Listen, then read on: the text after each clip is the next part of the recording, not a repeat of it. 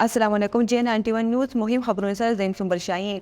اولنی خبر د خیبر پختونخوا محکمې خزانه دی چې په هغې کې 32 انتظامی محکمو لپاره 9 ارب 85 کروڑ روپے مختص کړي دي، په کم کې چې هغې د لارې بهېدو لپاره 2 ارب 70 کروڑ اور 82 لاکھ روپے ورکړي شوي دي او د تعلیم لپاره 65 کروڑ روپے ورکړي دي.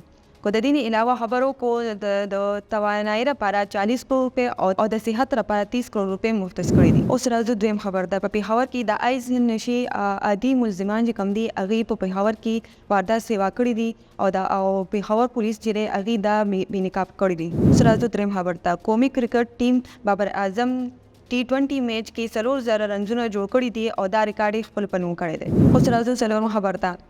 د اوبو د الله ډېر غټ نعمت دی او د دې نعمت د بیسکس اوسیدونکي کم خلک دي هغې د دې نعمت نه خوار شوي دي.